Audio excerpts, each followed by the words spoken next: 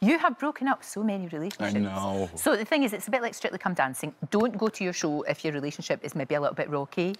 Perhaps. It's the don't sit down with it on Netflix with your partner. But I also say, why not take the risk? Like, why take the gamble of wasting the rest of your life with? That's very true. You know, I've never broken up a couple that I think was truly in love. Exactly. Because I don't think I could. So you're doing a public service. I am. I've saved 24,000 lives, and I'm you have, very much You have waiting. saved people from lives of misery. Yeah. So if the Nobel Prize is watching, that would be. I think they should. I think you. they should.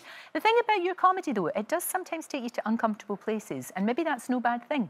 No, I truly believe that anything can be talked about and joked about as long as as long as your heart's in the right place. As long as it's not, victimising a certain group or whatever. I think laughing at something takes away a certain level of power it has over you. Oh, that's very true. Actually, that is very true. And you can take... It's that thing, I mean, I've seen you, and you take the audience with you. You really do, and you're really attuned. Because you know that there's a tipping point sometimes. You can go so far, and then you just have to maybe come back. I like messing with them. Like, yeah, if you make an audience laugh for 55 minutes and then you make them uncomfortable for 5, it's like you're... I mean, this is going to sound sick, but it's like you're the lifeguard and they're drowning. And you're just like, I'm in charge of when I get that. And they're paddling, and you're like, oh, no, you can get through it. You're big boys and girls. Yeah. No, and Frankie Boyle was an influence on you, I guess. Yes, yeah. And he can be very dark. He can be very dark, but I also think... But very funny. Yeah. I mean, the way he's one of the master joke writers, and I think he's one of the best. Did he sort of help you in any way, or how do you get to where you are? I mean, it must be quite difficult. You've got to work really hard. Yes. You've got to serve your time. Yeah. You've got to do that. Well, fortunately, my mother was my agent for about a year. Because I started comedy when I was about 16 and I was still in school, and so my mum would be at home doing her actual real job, and would then be on like the Scottish Comedy Forum pretending to be me to book me in for gigs and stuff like that. I love that. I know. I love that. I do. I'm just looking at your wee tattoo there. What is that? Oh, so my mother wrote a children's book when she was pregnant with me called Anthony and the Aardvark, and my mother hates my tattoos. So I thought I'd see an unstoppable force be a movable object to see if I honoured her book, how much it would upset her or whether she liked it. And she cried. I bet she did. That is actually really cute. Yeah. Anthony there. Also, very weirdly, my goddaughter found the book at a car boot sale. Like, this book sold like 50 copies worldwide, and she found one of them in a car boot sale.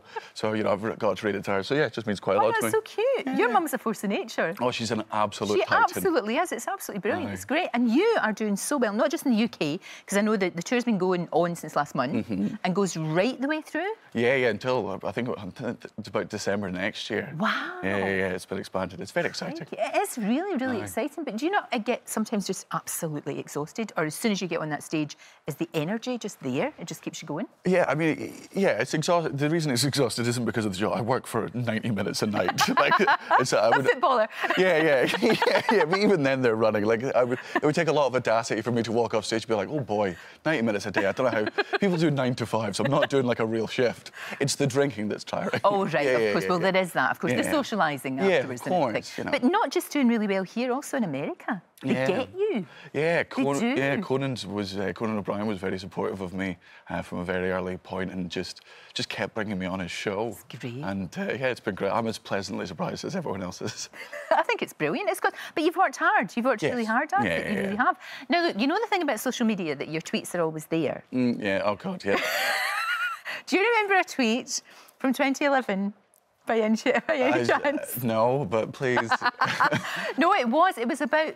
You were asked who you would marry. Oh, good, yeah. And you says, I'll go for 6 people I'll marry. You've got me as number 1, then Amy Adams, Isla Fisher, Karen Gillan, of course, from Doctor Who, Emma Stone, and then me again. Yeah. Twice. Aww. To be honest, I actually just wrote the breakup show specifically so you and your husband would watch it. It's a lot. It's a real long plan, and it hasn't paid off yet. But fingers crossed. Maybe you're still...